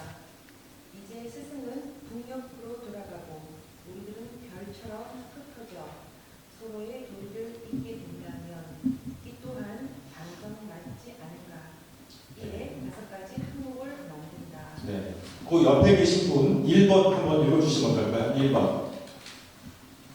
네, 바로 옆에 있습니다. 그 아래에 있습니다. 6번이요? 1번, 1번. 6번인데? 네, 고분할. 고분할 어린 차를 따서 한 근을 만들고 입하 전에 늦차를 따서 떡차 두 근을 만든다. 2차 한 근과 떡차 두 근을 시우 원고와 함께 던지로 붙인다. 예. 여기서 말하는 이제 한 근 정도면 이제 한 600g 정도 됩니다. 그래서 뭐 돼지고기 한 3인분 정도 되는데, 그래서 여기서 입차는 그냥 말 그대로 이렇게 말려서 만든 차죠. 그다음에 떡차, 우리가 오늘 마신 거 두 분을 시원고와 함께 편지로 붙인다. 네, 그렇게 이해하시면 될 것 같고요. 이제 다신 계절목은 상당히 우리에게 좀 울림이 되는 그런 내용이죠. 네. 그다음에 그 정광기 박사님 뭐 이파날 뒤에 보기 좀 읽어주시면 어떨까요? 이파날부터 읽고요. 네네. 이파날 뒤에 이차와 떡차를 읍내에 들여보내면 읍내에서는 토포사편으로 유산에게 붙인다. 구역은 사람마다 수요를 갈라서 스스로 갖추되 그렇지 못한 사람은 돈 5푼을 신동에게 주어 어린이를 고용하여 따기로 수요를 채운다. 네, 됐습니다. 네. 그 다음에 저기 장영 이사님 그 다음 읽어주시죠. 자료가 없습니다. 아, 자료가 없으세요? 아하, 그러시구나. 네. 그러면 저기 우리 김경성 원장님 한번 읽어주실래요? 예. 부역은 사람마다 수요를 갈라서 스스로 갖추되 그렇지 못한 사람은 돈 5푼을 신동에게 주어 어린이를 고용하여 딸의 수요를 채운다. 네, 그 뒤도 한번 읽어주세요. 네. 국화꽃이 필 때 개원들은 다산에 모여 운에 따라 지은 시를 유산에게 보내는 것으로 갯일을 마친다. 이 모임날 생선값은 갯돈에서 가담하며 쌀 한 대는 각자 가져온다. 네, 됐습니다. 네. 그 다음에 다음은 박순애 대표님 읽어주실래요? 여기 교재가 없어서 죄송합니다. 아, 교재가 그 뒤에 없습니까? 아, 교재가 좀 모자랐군요. 네, 그러면 저 이사장님 한번 읽어주시죠. 동함을 잇는 이영갑 한양은 입동날 갯돈에서 가감하고 6명의 개원은 이영업기를 감독하여 동기전에 새로 덮는다. 네, 됐습니다. 네. 여기서 이제 입하난 뒤에 입차와 떡차를 읍내에 들여보내면 읍내에서는 토포사편으로 유산에게 붙인다. 유산은 이제 그 다산의 큰아들입니다. 예, 정하민을 말하죠. 그래서 이제 다산 정약용이 이제 남양주에 와 있으면서 계속 제자들에게 시도 받고, 그다음에 이제 정말 강진에 있는 제자들이 정말 차를 잘 재배해서 잘 만들고 했는가를 한번 확인하고 싶었던 거예요. 그래서 꾸준하게 이런 편지를 보냅니다. 윤종심이나 이런 분들한테. 그래서 제가 이제 오늘 말씀드리고 싶은 부분이 이제 그 두 부분이다. 제가 맨 뒤에 말씀드릴 텐데 그런 내용이라고 생각하시면 될 것 같습니다. 네. 그래서 이제 다신계를 만들었다는 것, 그다음에 시를 쓰라고 했던 것, 처음부터 정말 시대 정신이 있었던 것 같은데, 그래서 이제 정서 함양을 위해서는 이 시를 쓰는 일이 참 중요한데 그 부분을 다산 정약용은 제자들과 또 강진에 있는 사람들에게 계속 권면하고 말씀을 했던 내용입니다. 네. 제가 이제 그 차왕에 있는 본문 내용을 간단하게 이제 말씀드리고 마무리를 할 텐데요. 백년사를 사는 야경이 회장에게 큰 절을 올리게 하자 그는 야경의 상태를 낚아채도록 잡으며 말했다. 목례만 하십시오. 나중에 더 큰 임무를 보시면 오늘의 인사는 하게 됩니다. 두 사람은 차를 마시며 이런저런 얘기를 나눴다. 회장이 먼저 물었다. 차 맛이 어떠십니까? 스님께서 무념무상으로 불리는 영주처럼 차의 세계로 가고 있습니다. 무념무상을 아십니까? 무념이란 없는 것인데 사람의 생각과 달리 차와 먹은 성격이 좀 다른다고 봅니다. 어떻게 다릅니까? 차는 마시는 사람만이 그 속뜻을 알고 먹을 가는 사람만이 그 속뜻을 알겠지요. 또한 차는 정성을 다해 닦아야 맛이 나지만 먹을 참신하게 써야 종이에 배어 나오는 것이겠죠. 이간질하고 친구를 시기 하고 폄훼하는 일은 어떻게 보십니까? 이간질한 말을 그대로 믿는 것은 좋은 일이 아닙니다.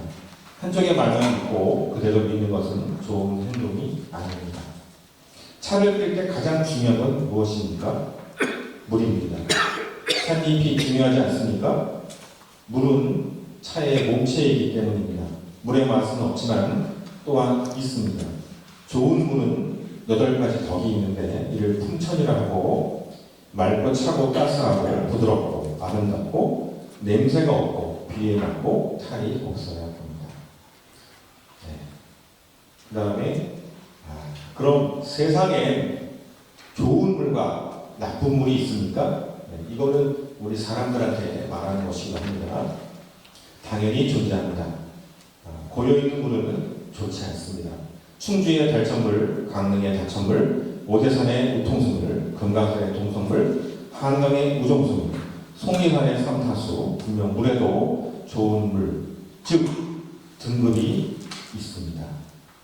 네, 이 두 사람 간의 대화에서 느껴지게 그냥 좋은 물, 좋은 차, 좋지만 차를 통해서 신의를 알게 하고 국민교육에 힘썼던 가산의 그 위대한 희망이 정말 현대에 와서도 우리에게 큰 울림을 주는 게 아닌가 싶습니다.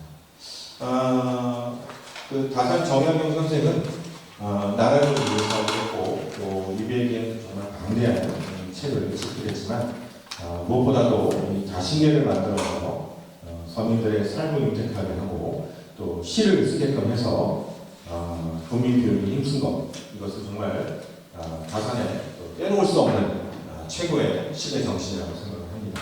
네, 저희도 이 다산의 그 정신을 좀 받들어서 저희들도 세상에 꼭 필요한 그런 제목이 됐으면 좋겠습니다. 제가 준비한 내용은 여기까지고요. 긴 시간 경청해 주셔서 고맙습니다. 네. 다산 선생님이 직접 쓰신 편지이기 때문에 거짓말을 할 일은 없겠죠, 그죠? 이 시절에 보내는 편지 내용은 맞는 거고요. 실제로 위장병이 안 좋아하시고, 요거 이제 더 다 계시지만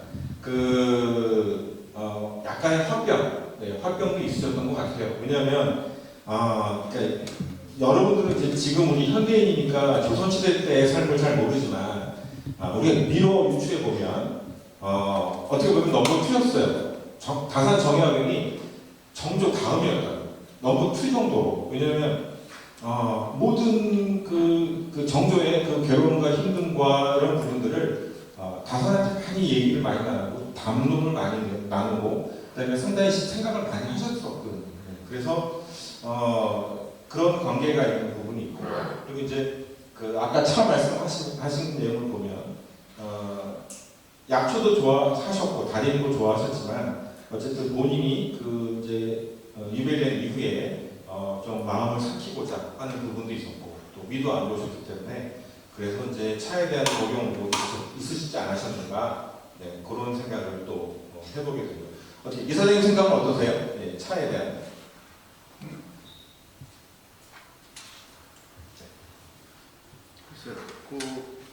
이게 약으로서도 효과가 있었던 것 같아요. 네.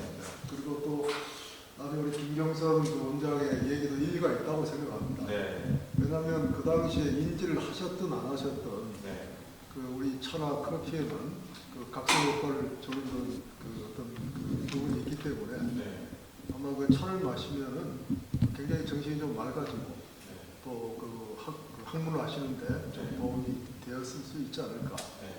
본인 역시 뭐 인지하지 못하는 상태에서라도 좀 그런 생각을 해봅니다. 네, 그리고 혹시 오늘 여기 허석 팀장님 오셨습니까? 허석? 허석 팀장님 오셨는데 잠깐 제가 소개해드리겠습니다. 우리 허석 선생님은 연세대학교 국문과 나오셔가지고 배재고등학교에서 국어선생님을 오래 하셨습니다. 지금 은퇴하시고 4년간 저와 함께 교류하면서 차에 대한 얘기를 많이 나눴던 분인데요. 지금도 차 공부를 하고 계시고 책도 여러 번 쓰셨죠. 네, 그 질문 좀 한 가지 좀 해주시죠. 지금 마이크를 드리시죠. 마이크를. 네. 아니, 제가 혹시 하고 싶은 얘기. 저는 이제 다 까먹고 나면 그냥 아무것도 쓰지 못했어요. 아까 잠깐 다른 일 때문에 오늘 제가 여기 참석한 거는 작년에 오늘 그 부분 딱 이전됐네요. 여의도하는 그 앞쪽에 소나무 있는 그 정문에 차 묘목을 그 30그루를 심었다는 얘기를 듣고 제가 사진을 확인하고 오늘 그래서 여기 와가지고 거기 가서 이게 자나무가 맞는 것인지 얼마나 어린 묘목을 심었길래 이것인지 묘목이 다그 뽑아버리고 뭐 이게 다른 그 나무인 것인지 제가 그 자나무를 좀 큰 것들은 육안으로 확인할 수 있지만 아주 어린 것들은 이 자나무인지 지금 오늘 확인이 안 되네 보니까. 근데 거기밖에 자리가 거기밖에 없거든요. 네. 사진상으로 제가 똑같은 자리에 보니까. 네. 그래서 그 자나무는 이 남양주에서 여기 넘내에 차밭을 일구었으면 하는 그 바람을 오랫동안 가지고 있었는데 강진에 그 의뢰해서 가능한지 했을 때 불가능하다는 판단을 받았거든요. 네. 근데 이 심었던 자나무는 봉화에서 그 백두대간 우리 차 그 연구소에서 묘목을 입종을 한 거예요. 그래서 지금 설악 IC에는 한 5년 전에 심어가지고 차밭이 한 10,000 평이 넘는 한 20,000 평 되는 차밭을 일구었고 어정부라든지 그다음에 분당이라든지 이런 지역에 이제 자그마하지만 차밭들이 많이 생겨났어요. 거기서 만든 묘목으로. 그래서 지금 제가 그걸 심었던 그 해문 스님이라고 대외문화재 관한 그 운동하시는 해문 스님이라고 있잖아요. 해문 스님이 와서 당연히 심었던 건데 해문 스님한테 확인을 하고 또 그 윤 대표 백두대간 연구소 우리차 연구소 그 윤 대표 윤여모 대표는 동두천에 심고는 나무 사실 역으로는 여기 와 직접 자기가 오지는 못하고 공화로 돌아가는 바람에 이제 해문 스님이 그 와서 심었다고 이야기하는데 하여간 제가 확인을 해서 그게 차나무가 차밭이 만들어진다 그러면 이 넘내 인원에 차향과 그 연꽃향이 함께 이렇게 커지지 않을까. 네. 그런 큰 기대를 한번 네. 그래서 관심을 갖고 그 뒤에 어떻게 될지 그게 그 다음에 이제 봉화가 엄청 추운 데잖아요 사실은요. 그래서 봉화에 제가 가봤을 때 겨울이면 거기가 체감 온도가 뭐 거의 뭐 영하 20도 내려가는데 그 냉해 때문에 죽은 차나무들도 있지만은 그 냉해를 그 견디고 살아남은 차나무들은 지금 그 많이 자라가지고 차를 생산하고 그 봉화에서 며칠 전에 보낸 올해 해차 그 봉차를 만드는 걸 제가 한 4봉지 정도 가져왔어요 오늘. 네, 근데 올해 만든 거하고 봉차니까 작년에 만들었던 차가 그 맛이 좋아요. 먹어보니까 봉차는 조금 묵혀서 먹으면 더 깊은 맛이 보인다잖아요. 그래서 하여간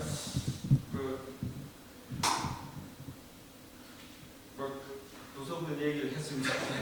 그리고 또 한 가지 아까 얘기는 다산 선생님이 유배를 가서 강진에 유배를 가서 그 다산에 차나무가 있었기 때문에 다산 선생님이 차를 마시게 되고 차를 하게 돼서 뭐 그 이후에 초이선사가 나오고 해서 우리 자문화가 다시 중흥을 이루었다 하는 이야기가 이제 일반적이었는데 한 10여 년 벌써 됐죠. 정민 선생이 그 연구한 바에 의하면 뒤집어졌어요. 그게 다산이 이미 차를 알고 있고 강진 사람들이 모르던 차를 다산이 가서 알려준 것이다. 소위한테 가르쳐준 것이다. 그게 지금 앞으로는 아마 사실로 확정되지 않을까. 저는 그렇게 생각합니다. 네. 박수현 대표님. 네. 네, 오늘 저 강의 너무 잘 들었고 아마 세계사에서 가장 큰 전쟁은 아마 차의 전쟁과 커피 전쟁이 아닌가라는 생각이 듭니다. 네. 사실은 이제 우리가 차라고 특히 이제 제가 얼마 전에 6개월 전에 제주도를 갔습니다. 근데 오셜록에 그때 오셜록의 회장님께서 전시를 해주는데 거기에 저 깜짝 놀랐어요. 오셜록 회장님께서 다른 나라에는 이런 차가 있고 저런 차가 있는데 우리는 차가 없어서 내가 이 차를 만들어냈다. 네. 정말 무식이 하늘을 찌른다. 이런 생각이 듭니다. 그리고 그 오셜록에서 강진에 차가서 굉장히 많이 접수했는데 보통 우리가 그래도 차에 관심이 있으면 우리가 아까 만덕산 얘기하는데 10,000가지 덕을 주는 산이라고 해서 거기에 야생차가 굉장히 많습니다. 그래서 우리 다산이 어쨌든 그 차밭에 살짝 눈길을 주기 전에 아까 백년사에서 아마 우리 이제 강진에 가는 곳이 백년사에서 다산 초당을 걷는 길에 아마 해담선사하고 우리 다산의 우리 스님 그 다산 이제 그 두 분이 주역을 얘기하고 또 차를 얘기했던 그러면서 해담선사가 사실은 다산에게 차를 이제 그 떡차를 만들면 먼저 알려주고 그 다음에 다산이 초이선사에게 사실 또 차를 또 알려줍니다. 네. 그러고 나서 또 하나는 우리 초이선사가 차를 만드는 기법이 해장선사보다 더 뛰어났다고 해요. 네. 자, 그리고 나서 이제 또 하나 우리 제주도에 갔던 초사 김정희. 자, 그분은 기가 막히게 어쨌든 차의 감별법을 너무 잘했기 때문에 이 맛이 아니다. 네. 그래서 저는 이제 이 말씀 드리는 것보다 더 중요한 거는 세계에 어쨌든 티벳이 차 때문에 만들잖아요. 그죠? 마오쩌둥이 그걸 알고 멸망시켰어요. 그럼 왜 우리는 차를 세계적으로 그냥고 다산의 차 안에는 실용성이 들어가 있는데 그걸 세계화를 못 시키고 있을까? 네. 우리가 다산의 차는 사실 저는 실용성, 한마디로 실학 정신이 가장 많이 들어있다고 보거든요. 그 안에 차 한 잔으로 제자를 키우고 그다음 여러 가지 학문을 논하고 그다음 그 어려운 시대를 갖다 이끌어냈었던 그분의 정신을 우리는 이제는 그냥 이미 자료는 굉장히 많이 나와 있다고 합니다. 이제는 우리가 그 차를 세계 속으로 근데 저 얼마 전에 딱 신문을 보다 보니까 이하년 차가 세계에서 좀 인정을 받았다고 합니다. 대부분 오판차. 그래서 우리 다산문화기원에서도 우리 작가님도 이렇게 담론을 이끌어 주셨는데 그걸 좀 더 논의하고 세계 속으로. 그래서 저는 이제 우리 아들 지금 스웨덴 아가씨랑 결혼해서 지금 이제 이번에 가는데 거기서 저희 차를 이제 그 다산의 차와 우리 음식 몇 가지를 알려주면서 같이 스웨덴을 좀 알고 그 주변을 좀 알까 이렇게. 그래서 제가 이 말씀드리는 건 우리가 이제는 그걸 이제 나라가 안 해주더라도 우리 개인 좀 해나갈 수 있는 길이 있지 않을까라는 길을 우리 또 작가님께 또 이렇게 공부받았습니다. 감사합니다. 네, 박수 한번 주세요. 네. 굉장히 다양한 얘기를 해주셨고 이 차 얘기가 세계로 가야 된다라는 말씀까지 해주셨어요. 그리고 이제 특히 차에 상당히 많이 알고 계시네요. 그 오늘 나누고 계시는 백운동 마을에서 나오는 차 이게 사실은 숨겨져 있는 거였거든요. 이게 드디어 많은 사람들에게 알려져 있는데 아마 그 옥판차를 만든 것을 안 오설록 창업자가 바로 거기에다 차밭을 일구어서 고성의 차가 만들어지기 전에 최초로 먼저 거기서 차밭이 먼저 만들어졌던 것이죠.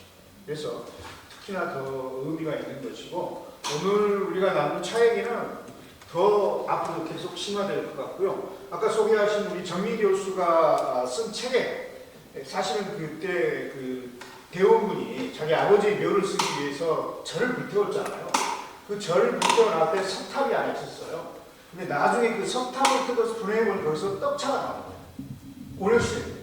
그래서 그걸 기점으로 봤을 때 우리의 차문화는 훨씬 올라간다. 그렇게 볼 때 다산이 차를 몰랐을 리가 없다. 그러니 강진에 가서 가르쳤던 차는 회장이나 청으로부터 받아들인 것이 아니라 오히려 다산이 가르쳤을 가능성이 있다라고 검증해 간 과정이 있는 것이죠. 예, 오늘 오감을 즐기는 그런 강연이 된 것 같습니다. 시를 우리가 듣기만 하는 게 아니라 쓰는 경험도 새롭고요. 또 차를 강연을 듣기만 하는 게 아니라 마셔보면서 얘기를 하고 이렇게 굉장히 새로운 강연이었다 이런 생각이 드는데 또 아까 강의를 하시는데 저는 양손으로 글을 다 쓰는 사람을 정말 처음 본 것 같아요. 네, 저 양손잡이입니다. 네. 예. 그리고 아까 뭐 이사장님께서 3절 얘기하셨는데 저는 그 작가님의 이력이 너무 놀라워요. 어떻게 미대를 나와서 작곡을 하고 연주를 하시는 분이 또 글을 쓰게 되셨는지 그게 어떻게 가능한지 사실은 이게 오늘 어디서부터 좀 궁금해서 보고 있는데 네, 저희 다산 선생이 이제 시를 7살에 짓고 그 다음에 이제 10살에 책을 내게 되잖아요. 그러니까 저희 어머니도 교육력이 대단하셨었어요. 그래서 좀 이 말이 어떻게 들릴지는 모르지만 저 어렸을 때 제 어깨에 가방이 7개였어요. 그러니까 이제 너 이거 할래? 그러면 그걸 했어요.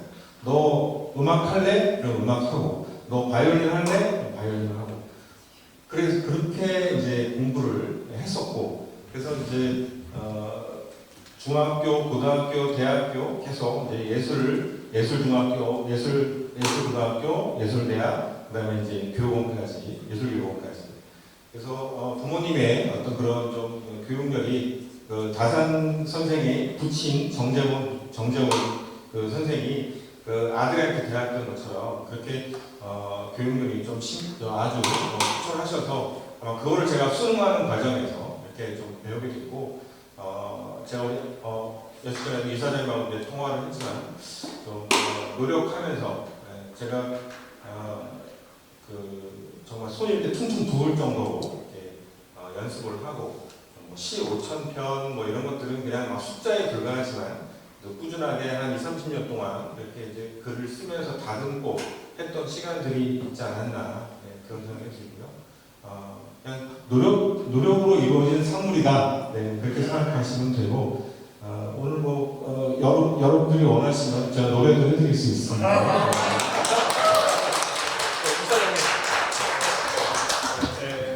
그럼 노래하고 같이 했습니다. 하기 전에 제가 이사장 한 말씀. 네.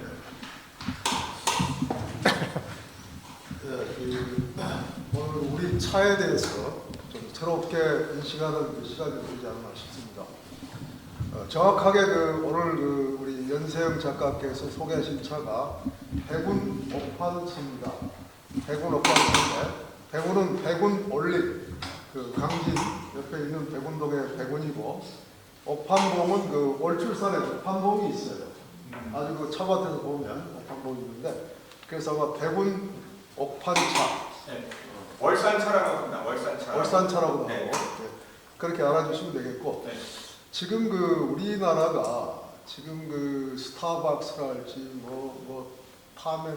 탐스 이렇게 해서 커피 회사들 이 마케팅이 어마어마하게 강하게 적용이 되어서 커피에 전부 다 중독이 되어 있습니다. 근데 이 커피의 폐해가 엄청나게 커요. 그런데 그거를 모르고 하루에 3잔을 먹으면 간에도 좋다. 이렇게 해가지고 어마어마하게 커피를 많이 우리가 먹고 있는데 이것이 오늘 이 강의를 계기로 해서 우리 차에 대해서 좀 새롭게 관심을 갖고 백운 옥반차를 우리가 좀 마케팅을 전 세계적으로 한번 할 수 있는 계기를 한번 우리 다산문화교육원과 같이 한번 가져갔으면 좋겠다는 생각이 들어요. 제가 한번 연결을 한번 하겠습니다. 최근에 지금 이제 조금 더 트렌드가 바뀌고 있어요. 제가 커피를 엄청 좋아하거든요. 하루에 3잔 이상 먹어야 되고 또 믹스 커피를 먹어야지 뭐가 좀 되고 이래서 집에서 엄청 걱정을 하고 먹지 말라고 그러는데 요즘에 이제 저희 집사람을 중심으로 한 친구들은 커피를 안 마신다고 그래요. 일체 딱 끊어버리더라고요. 요즘에 그 아줌마들의 그 아주머니들의 그 어떤 마케팅 뭐 이런 것들이 굉장히 주요하고 또 그것들이 우리 그 경제를 많이 끌어왔는데 좀 트렌드가 바뀌는 것 같아서 이쯤에서 한번 우리 차 그리고 특히 다산 선생이 좋아하셨던 배군 옥판차를 한번 우리가 드러내서 좀 마케팅을 하고 이거를 한국에서뿐만 아니라 전 세계적으로 한번 해서 건강에 좋은 위장에도 좋고 막 이런 그 여러 가지 그 효과를 우리가 잘 찾아내서 좀 마케팅을 하면 어떨까? 네. 이런 걸 계기로 그런 생각을 해봅니다. 네네. 네.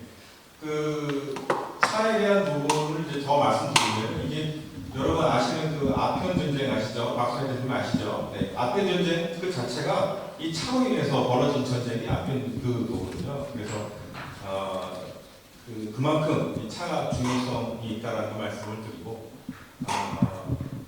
제가 이제 차에 대한 그 자산 선생의 글을 보면서 좀 참고했던 내용이 보면 그 편지 내용 중에 보면 최근 근래에 들어서 차에 대한 그런 관심을 많이 가졌다라는 그 편지 내용을 가지고 제가 이제 작가적 시점으로 여러분한테 알려드렸던 거고요.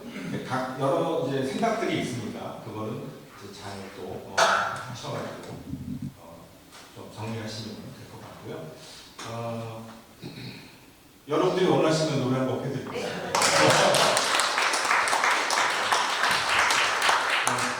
오늘 이 시간은 이제 그 강의는 마친 거예요. 네, 마친 거니까 오늘 내로상 하시고 그냥 편하게 한 곡만 뭐 부르죠. 뭐 한 곡만. 네? 들어보고. 네, 준비했습니다. 원하시는 게 없네.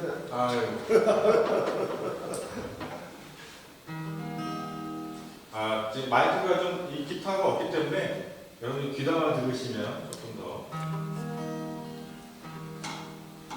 오늘이 있기에 그 내일 있다는 말이 있잖아요. 그래서 오늘 이 시간 마음껏 오늘을 즐기시고 또 곧 8월이 또 시작돼요. 또 기쁜 소식은 8월 1일부로 또 다산역이 또 생긴다고 합니다. 네, 여러분 들으셨죠? 그래서 8월 시작되는데 한여름 건강하게 잘 보내시기 바랍니다. 여러분 들으시면 알 겁니다. 오늘에 대한 그런 노래인데 투데이 여러분들이 여러 같은 박수가 필요합니다.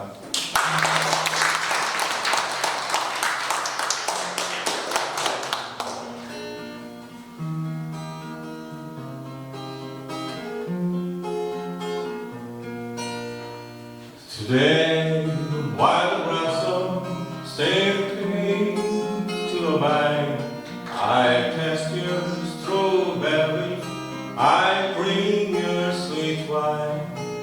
A million tomorrow shadow pass away, and I forget all the joy that is mine today.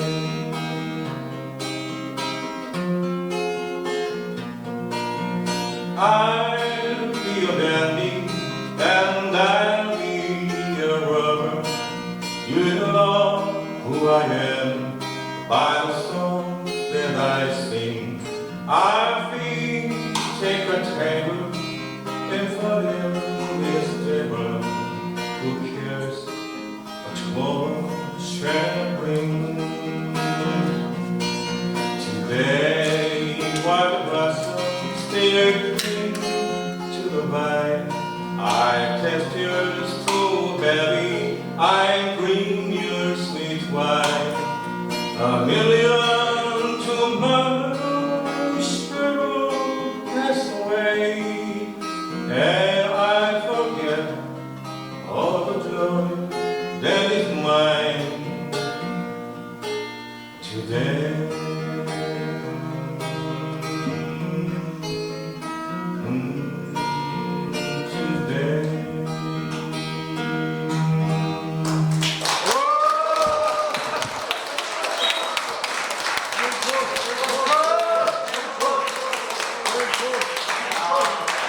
그럴만하세요?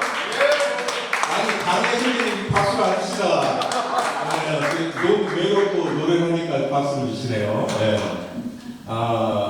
그러면 제가 그 준비한 곡은 이 앵콜곡밖에 없어요. 한 곡만 들려드리고 더 이상 앵콜하지 마세요. 최근에 그 우리 김민기 선생님이 돌아가셨죠. 저도 이제 개인적으로 만난 적이 있고 좀 교분을 쌓은 적이 있는데 제가 1980 몇 년도 그때 제가 그 가요 현대사 책을 낸 일이 있었어요. 그때 김민기 선생님이 많은 도움을 주셔서 해화동에서 아주 깊은 대화를 나눴던 기억이 납니다. 어쨌든 그 일생을 통해서 자신의 시와 노래로 참 사람의 마음을 움직였다는 게 참 대단한 일이잖아요. 그래서 저도 좀 추모를 했었는데 여러분 다 아시는 노래 중에서 그 아침 이슬이라는 노래가 있어요. 네, 그래서 그 노래를 제가 1절만 하고 그다음에 두 번째 부를 때는 다 같이 부르는 걸로. 네. 1절부터 따라 부르시면 안 돼요. 네, 제가 부르는 거니까. 네, 그래서 아침 이슬 그 곡 들려드리면서 오늘 제 시간 마치도록 하겠습니다.